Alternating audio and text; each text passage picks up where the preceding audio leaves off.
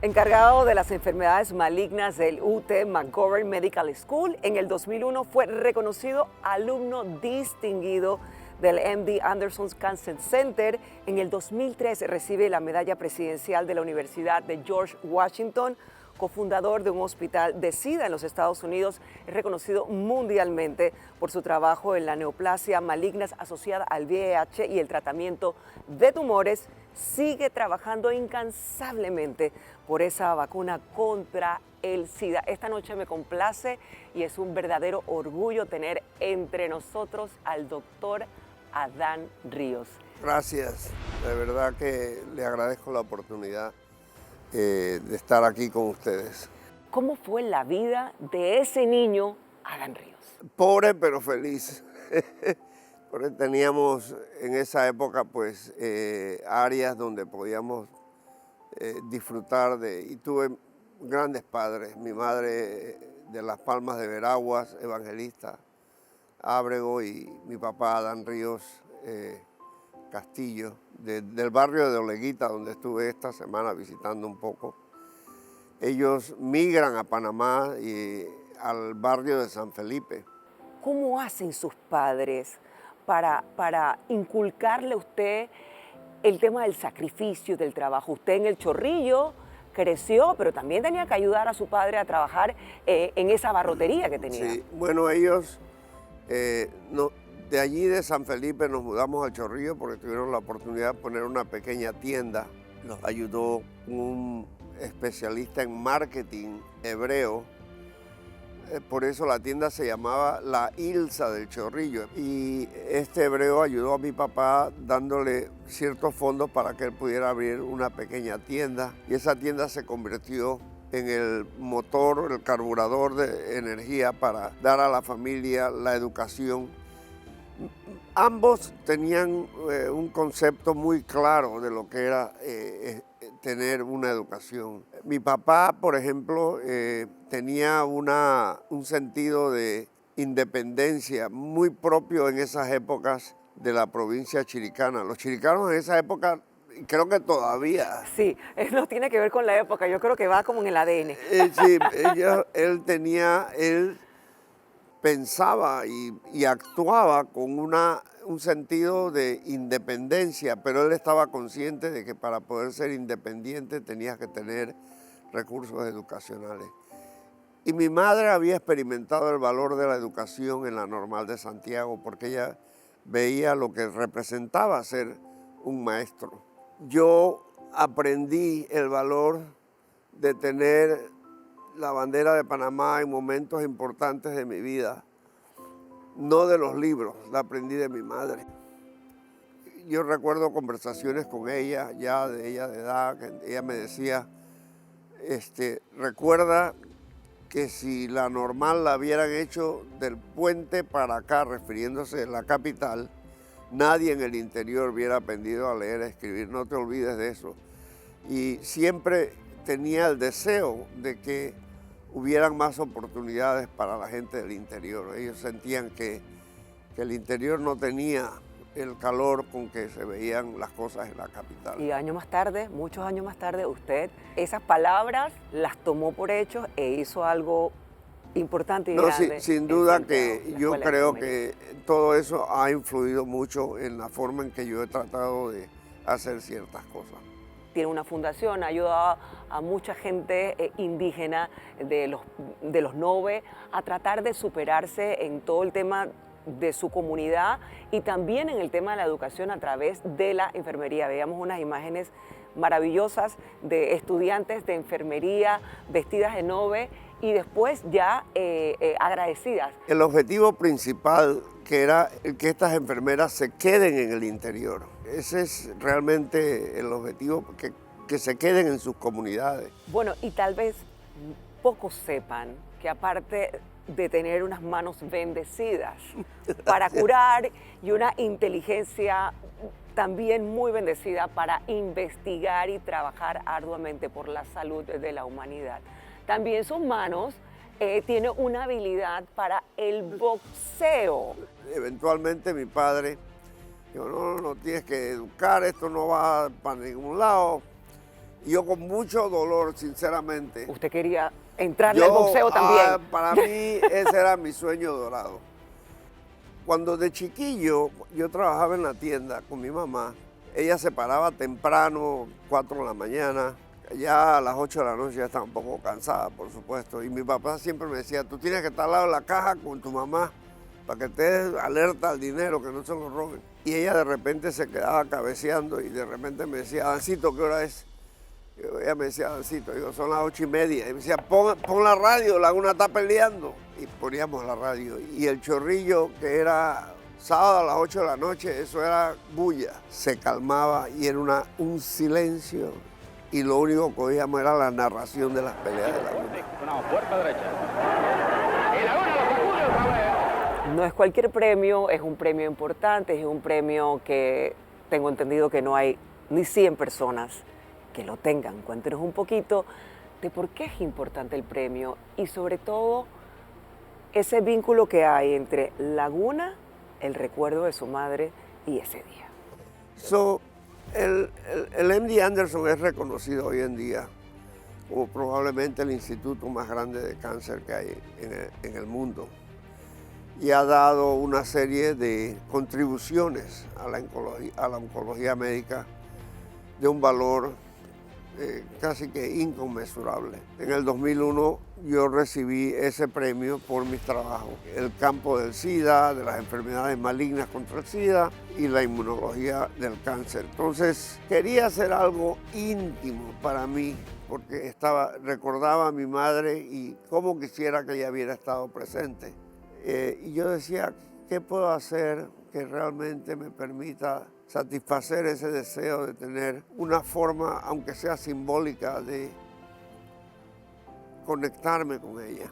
Y mi hermana vino y vino un sobrino, todavía no estaba satisfecho y de repente dije, voy a invitar a Laguna. Y lo llamé y le dije, Ismael, esto es lo más cercano a un campeonato de boxeo que yo voy a experimentar. Yo quiero que tú vengas. Y él me dice, yo voy.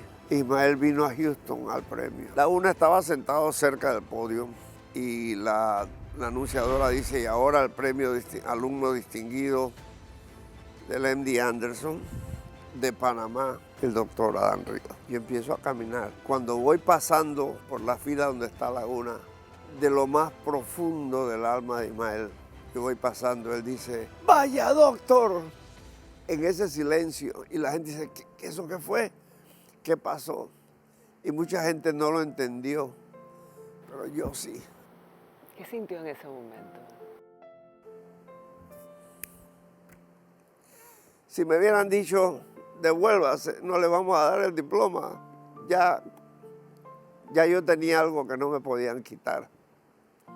Como dijo Panamá al Bronx, lo bailado y lo quitado no me lo quita nadie. Ya yo tenía algo que era tan especial, tan cercano. Sentir ese elogio de un hombre como Ismael Laguna fue para mí un momento verdaderamente único y que me trajo el valor de mi madre en mi vida. Y yo hablando con Ismael un día le pregunté algo que ha sido una lección profunda en mi vida y se las dejo porque es una lección profunda para cualquiera. Así es. Yo le dije, oye Ismael, ¿tú crees que tú puedes ganar un campeonato a punta de corazón?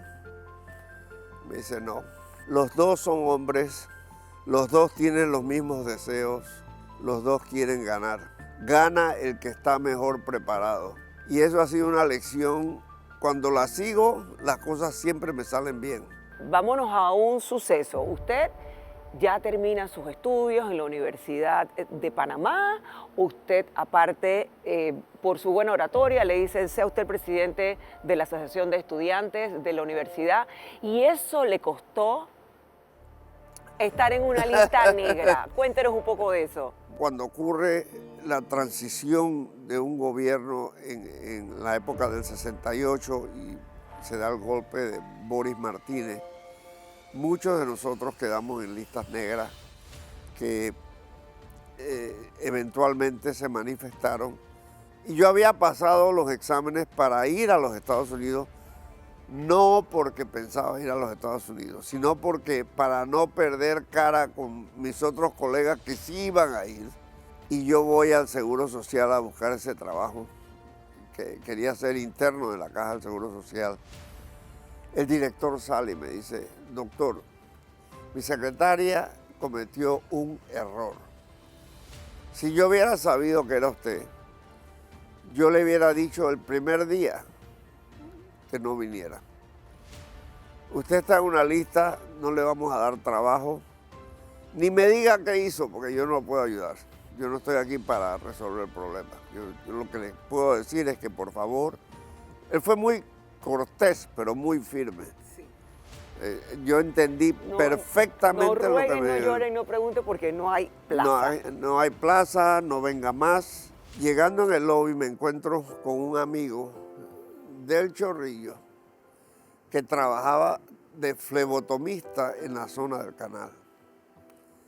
Y él estaba feliz de verme. Adán, ¿dónde estabas? Tengo entendido que te graduaste, nosotros estamos tan contentos que por aquí, que por allá. Y yo no sabía Destruido. yo no sabía cómo explicarle. Tengo un frustración. problema. Ujú. Y casi que para salirme del entusiasmo de él le pregunto, ¿y tú qué estás haciendo?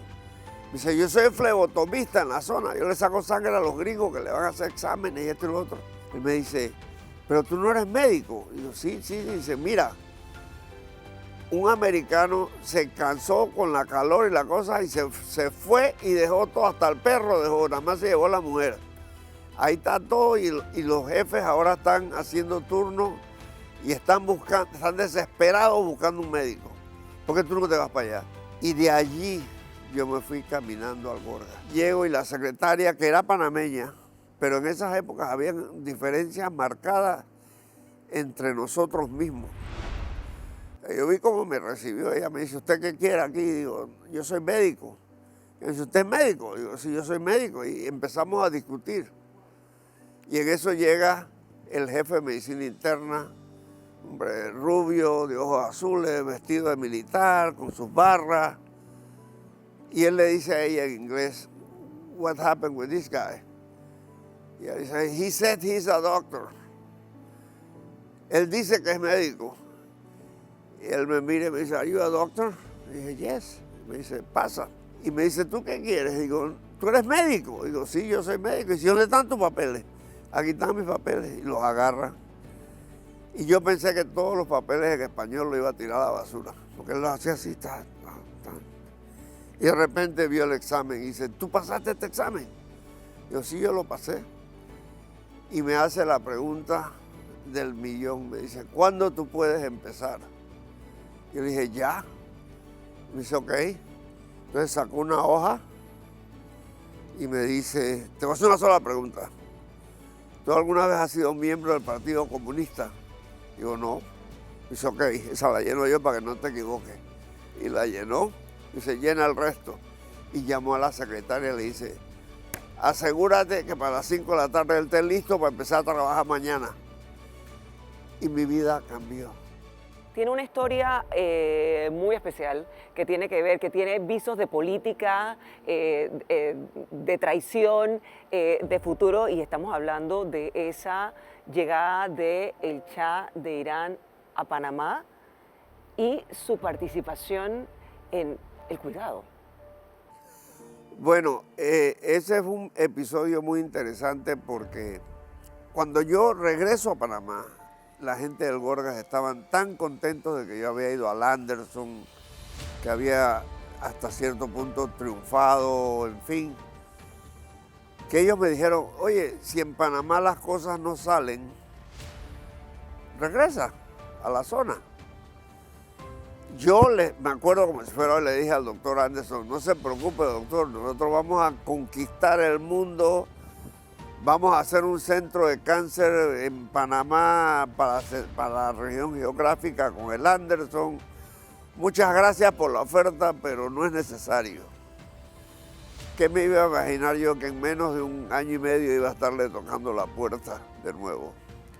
Y yo me sentí totalmente fracasado y decidí irme del oncológico. Ahí llego yo al Gorga. El doctor Eduardo de Alba llega un día y me dice, mañana a las 2 de la tarde tienes que estar aquí en punto, no llegues tarde. Digo, ¿qué pasa? Dice, bueno, hay un amigo del embajador de los Estados Unidos que está muy enfermo y queremos que lo veas. Y era que el Shah de Irán se estaba negociando la venida del Shah de Irán a Panamá. Llegaron los negociadores panameños y los negociadores americanos y entonces me dijeron formalmente, mire, doctor Ríos, lo que se trata es de que el Shah de Irán viene a Panamá. Hemos llegado a la conclusión de que el que lo puede atender es usted. Y si usted quiere y lo acepta, sería muy bueno para los Estados Unidos y sería muy bueno para Panamá, pero no tiene que hacerlo porque habían circunstancias de peligro, Claro. esto no era una, esto fue una operación a un nivel que yo ni Que yo no lo querían en otros países. No, esto es una cosa, y yo sabía, por supuesto, que esto era bueno para Panamá. Y me preguntaron como 10 veces, ¿tú estás seguro? Yo lo hago, eso no hay ningún problema. Yo lo hago. Me llevaron a conocer al general Torrijos en su casa en San Francisco. Me dice, pasa, Dan, ¿cómo estás? Y me dice, oye, muchas gracias por hacer esto es importante para... Me dice, Jimmy es mi amigo, él me va a ayudar con los tratados, yo lo voy a ayudar con esto. Ven, pasa, y me dice, siéntate ahí. Dice, bueno, ahora viene una gente, tenemos que hablar algo y después vamos a hablar de cómo vamos a hacer esta cuestión. Pero lo que quiero es que escuches cuidadosamente para que aprendas. Y casi 5 minutos después llegó una comitiva con Hamilton Jordan, otros representantes del Departamento de Estado y los negociadores panameños, que estoy casi seguro que ahí estaba Marcel Salamín. Hamilton Jordan le pregunta al general Torrijos, ¿qué vamos a hacer? Y él le dice, tráiganlo.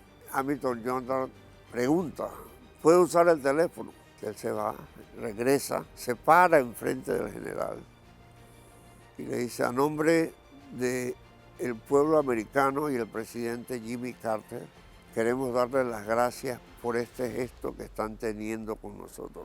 Y el presidente Carter quiere saber si hay algo que él puede hacer por usted.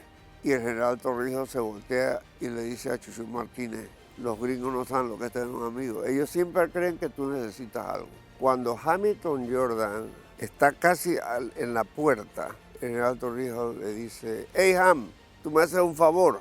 Dígame, general. Chuchu, ¿quiénes son los amigos de estos tipos? Y Chuchu Martínez dice, bueno, yo creo que Inglaterra, Canadá, Japón, México y Francia, que eran los países que habían rechazado al Shah de Irán. Ahora que vas en el avión, haz la lista de los amigos de tu país, pero no dejes que esto cambie la posición de Panamá. Ponnos donde nos toca. Y se le enseña, ¿cómo es que se llama el tipo ese que dice que yo soy un dictador de hojalata? Reagan. A ese tipo se le enseñas. Explícale quiénes son los amigos de tu país. Tú me haces ese favor. Y Hamilton Jordan dice, considere lo hecho. En esa época el presidente Reagan tenía un lenguaje duro hacia Panamá. Panamá desapareció del lenguaje del presidente. Él no mencionaba a Panamá, ni los tratados, los respetó. Vino la aprobación de los tratados, esto y lo otro. Yo creo que ese evento, con todo lo que estuvo teñido, porque no fue una cosa que ocurrió... No fue de la noche a la mañana, una negociación ni y tampoco, hubo tensión también, no fue tan fácil. No, para nada. Pero la consecuencia final de ese evento creo que fue favorable para nuestro país. También se encuentra a George Foreman, que también forma parte de un capítulo muy importante en su vida, en donde este hombre a los 45 años, que ya no estaba peleando, que había perdido su título, tiene su gimnasio de entrenamiento, boxeadores, y usted dice, voy para allá. George Foreman se había retirado después de su pelea con Ali, con Muhammad Ali, que había perdido en Zaire.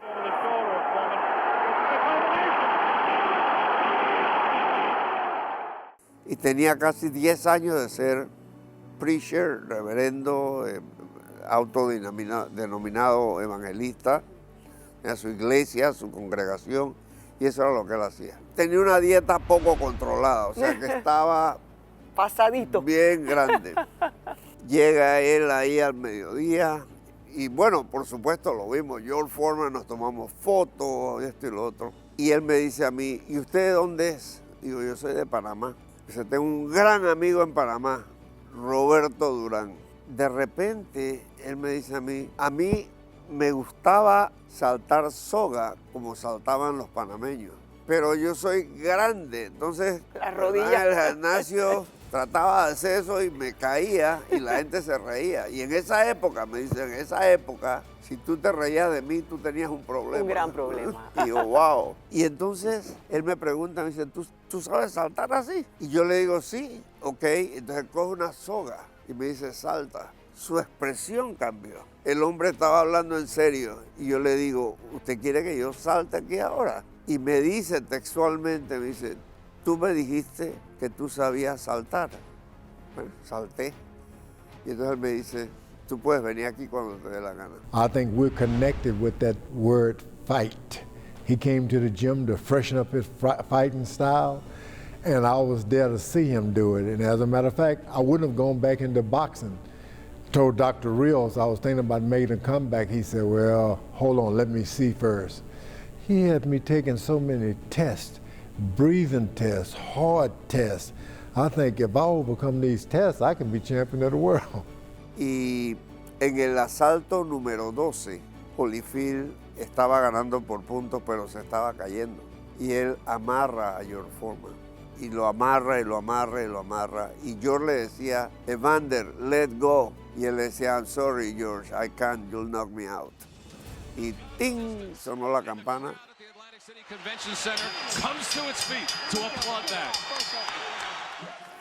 Y Holyfield ganó por puntos. A los 6 meses yo voy camino a mi casa y yo había tenido problemas por mis trabajos con el SIDA, con el MD Anderson, que ellos no querían y yo sí quería, en fin. Y me llama la persona que recoge fondos para el Anderson y me dice, ¿cómo estás? Digo, muy bien. Entonces me dice, oye, tú sabes que el Congreso de Texas nos quitó $375,000 del dinero que era para la unidad de cuidados intensivos de adolescentes. Yo quería hablar contigo porque me han dicho que tú eres el médico de Foreman. Y yo le digo a Pat, yo no tengo el teléfono de George. Si él me necesita, él me llama, pero no es que yo ando con él para arriba y para abajo. Te entiendo, Adán, te entiendo. Gracias. Y cerró. Llego a la casa, George me llama y dice, oye, doctor, tengo $1 millón que le acabo de ganar a Holyfield en la corte porque se negó a hacer el rematch. Y dice, necesito donar esa plata ya. Yo pensé en darle la plata a los programas de SIDA que yo tenía. Claro que exacto. Pero estaba pensando cuando él dice, ¿sabes qué? Vamos a hacer a los chiquillos del MD Anderson. Pero diles que necesito prensa. 2 horas después de la llamada de Pat Mulvey, yo lo llamo y le digo, Pat, ¿qué tal $1 millón? Y él no lo podía creer. Dice, $1 millón. Le digo, sí, $1 millón, pero tienes que tener prensa mañana en el Anderson.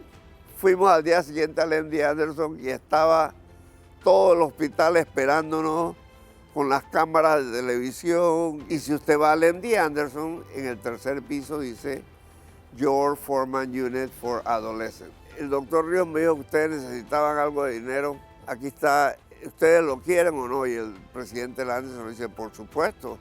Dice, bueno, tómelo. Y él coge el cheque. Y alguien atrás dice, George, ¿por qué $1,7 millón?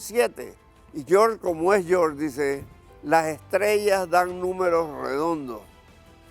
Yo soy un hombre de trabajo, así que yo quiero que el contador de ustedes al final del año busque esos $7 en las cuentas del hospital. En ese momento George le dice al presidente del Anderson, le dice, mire, el doctor Ríos es mi amigo, les pido que no se olviden de él. Y el presidente del Anderson me dice a mí algo que para mí fue muy significativo, porque él me dice, bueno, Adán, la verdad es que cuando ocurrió la pelea del SIDA, tú te subiste al ring a pelear y nosotros nada más te observamos.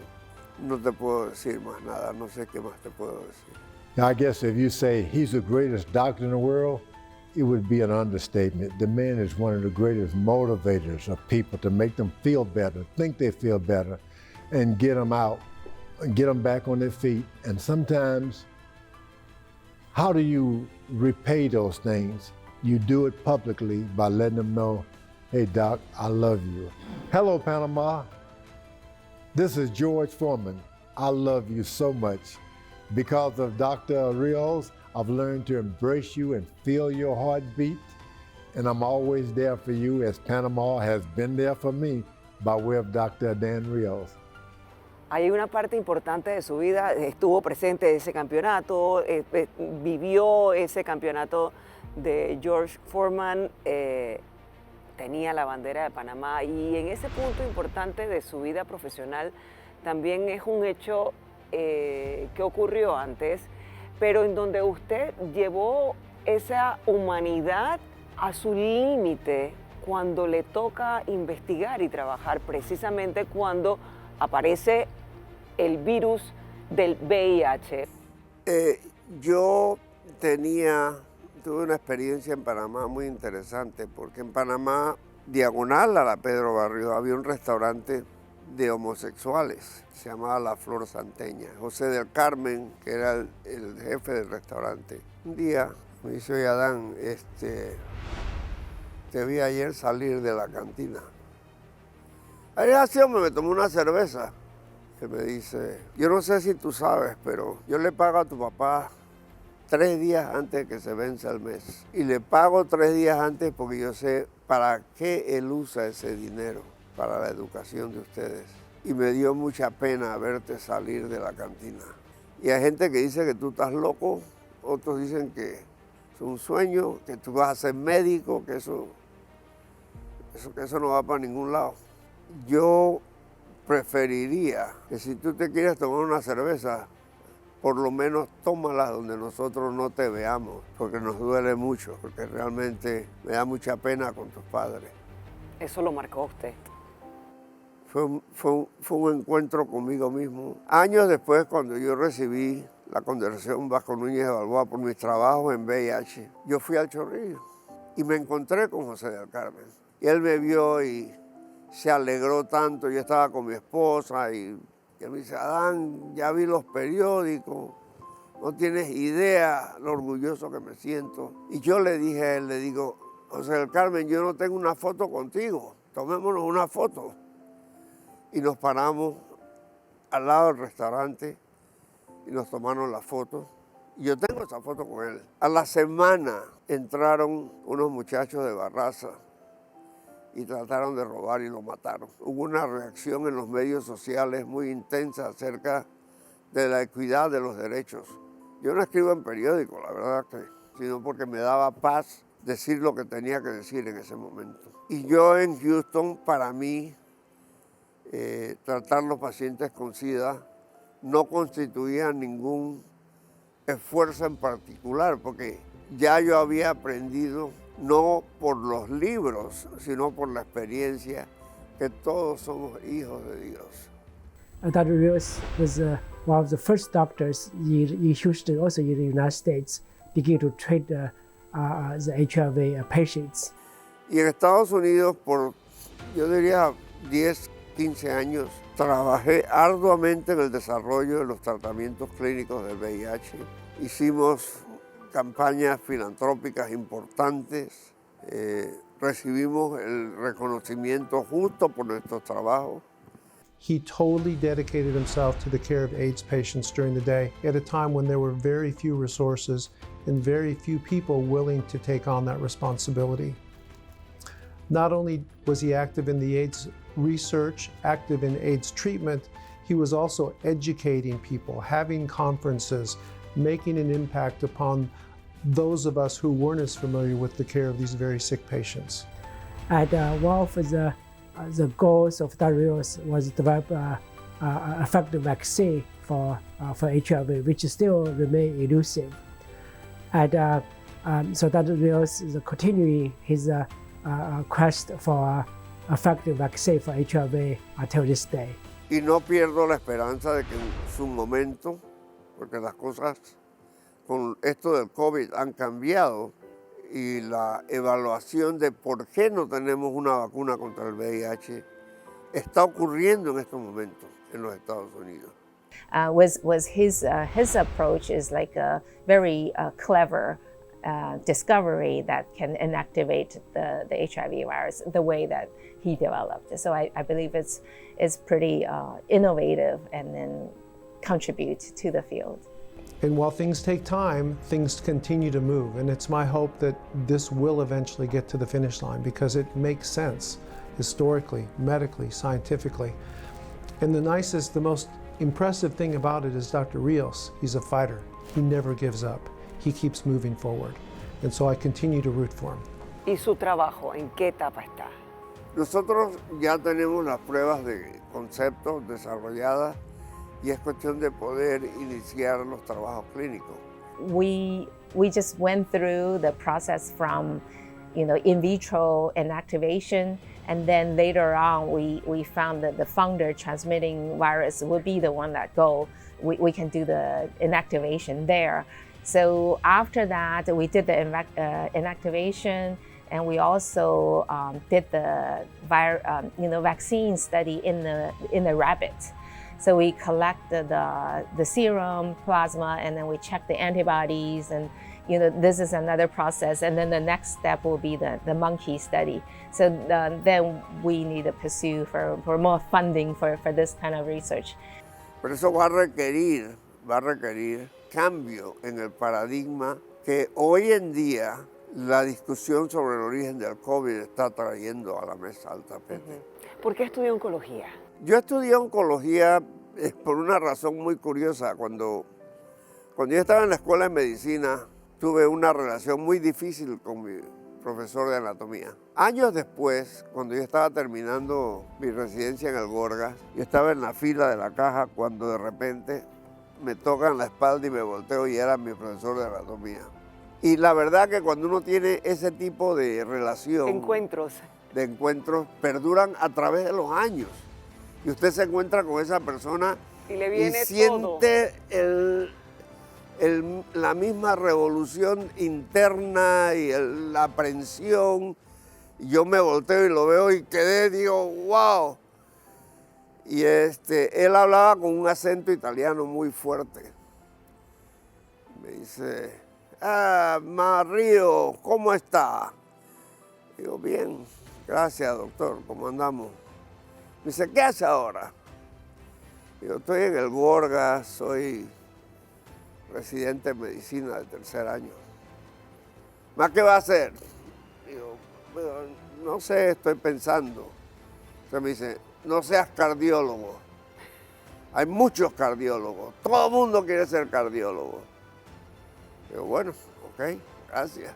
Se le agradece. Entonces me dice, te voy a dar un consejo, pero tú eres testadura, así que no sé si voy a perder mi tiempo. Pero bueno, te lo digo de todas maneras. Haz lo que no quieren hacer y siempre te necesitarán.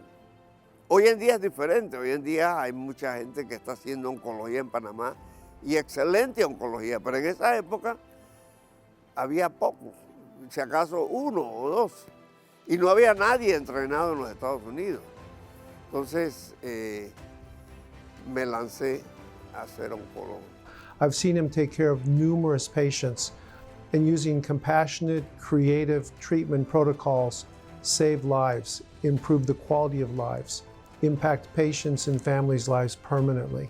¿Cómo recibe un oncólogo la noticia de un cáncer? Fue una forma curiosa porque yo un día me levanté y sentí una hinchazón en el lado del cuello. Y dije, debe ser algo que me han pegado los chiquillos, los nietos. Pero a los 15 días todavía la hinchazón estaba allí. Y mi esposa, que es una oncóloga enfermera muy brillante, muy talentosa, que tiene una carrera excepcional, Maribel Ríos, me dice, bueno, tú sabes lo que tenemos que hacer. Fuimos a ver un colega que hace biopsias y él se paró en la puerta y estaba sentado en la silla y cuando me miró yo vi que la sangre se le fue de la cara. Y ahí yo dije, no es bueno. Y entonces él me dice, has debido venir antes, ahora vamos a tener que hacer todos estos exámenes para ver qué es lo que tiene. Pero yo dije, ya él sabe. Y yo sabía. Pero dije, voy a esperar. Hicieron la biopsia y el patólogo no llegaba. Y de repente llega la patóloga. Y ella sin saber me dice, había estos microscopios, me dice, siéntate allá y vamos a ver los slides. Ella pensaba que yo era un residente o un médico que estaba allí. Y cuando ponen los, apenas yo dije, wow, cáncer. The diagnosis of the head and neck cancer was, of course, very devastating for us, especially for Adon because he knew how difficult the treatment was going to be. But the good thing about that was we also knew that there was a very good chance of survival. The cure rate for these types of head and neck cancers is over 90%.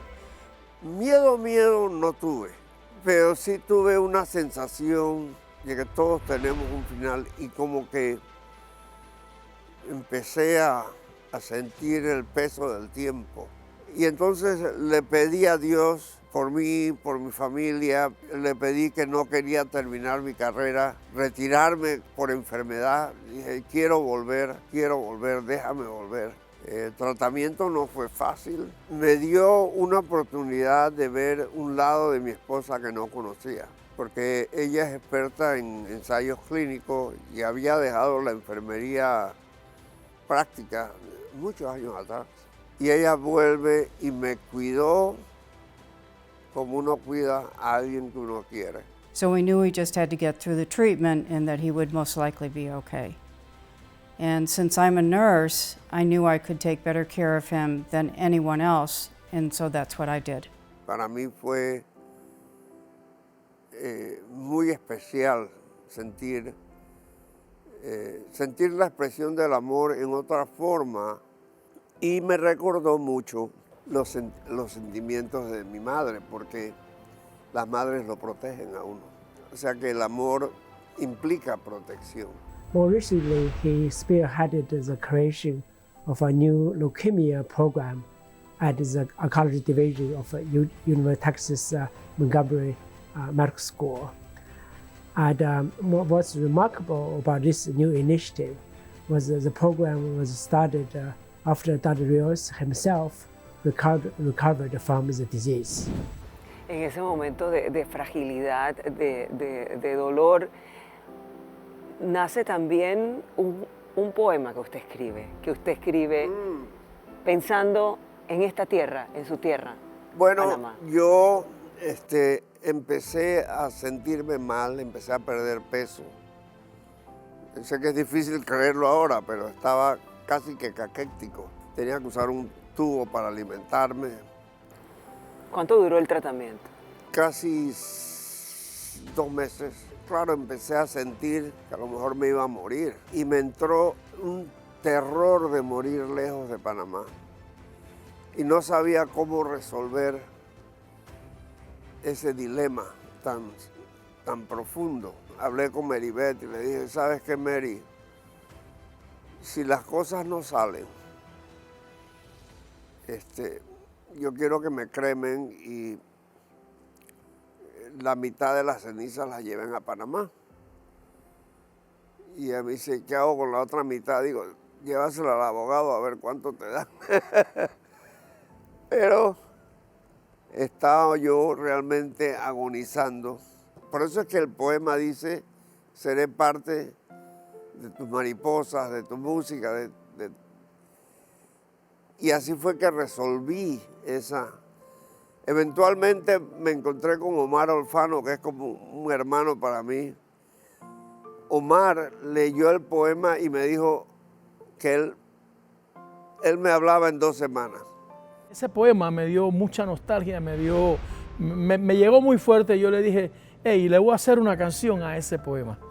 Y llegué a la casa y agarré el piano y empecé a darle vuelta al poema de Adán. Había que reestructurarlo para que pues cayera en las estrofas, tuviera un estribillo y todo. Y ahí sale Panamá de lejos, que para mí es un himno para todos los que hemos estado fuera del país. Le puso música y añadió líneas muy importantes.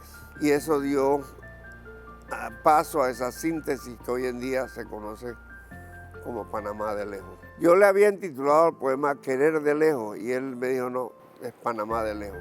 Vamos a escuchar un pedacito de ese corazón que habla alto y claro de ese amor que usted siente por su tierra, que aunque ha vivido lejos por muchos años, sigue manteniéndose en ese lazo y en ese amor.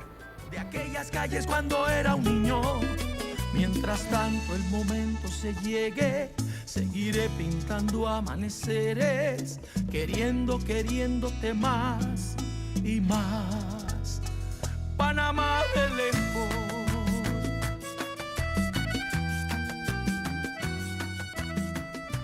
Qué arreglo hizo Omar. ¿Qué es esta tierra para usted? Se me hace un nudo aquí en el alma cuando alguien me dice. Siempre que tengo que contestar preguntas difíciles, recurro a los poetas. En algún lugar leí que la ciencia y la educación son para los que quieren entender. La poesía la escriben los que saben. Entonces los poetas saben cómo capturar la energía de las palabras. Tenemos grandes poetas y entre ellos, por supuesto, Ricardo Miró. Cuando tengo que definir qué es lo que uno siente, siempre pienso como en este recorrido que hemos tenido hoy, ¿no?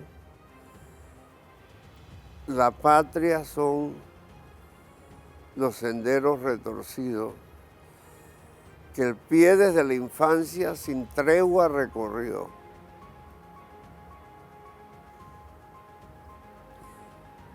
En donde son los árboles antiguos conocidos que al paso nos conversan de un tiempo. Esta tierra le quiere, esta tierra la abraza, cada uno de esos árboles, de esas calles, de esas avenidas, de esos niños, de esos pacientes que usted ha tocado. Lo que capturó Miró con esos versos. Cuando vengo a Panamá y uno va caminando, los árboles nos hablan de nuestra vida, nos recuerdan lo que ha pasado. Y qué dicha que podemos tener esa felicidad. Y poderlo compartir y despertar ese amor y ese agradecimiento por sentir la patria, porque puedes nacer y estar y vivir, pero no la sientes. Entonces eso es un valor enorme en un ser humano. Tenemos un saludo de alguien muy especial para usted. Vamos a ver. Mi hermano, te estoy extrañando, tú sabes que te quiero mucho. Wow. De mi corazón para el tuyo siempre va a haber un abrazo, un agradecimiento y sobre todo una admiración muy grande por todo lo que tú has hecho por los panameños. Te quiero, Adán. Cuídate mucho. Dios te bendiga. ¡Wow!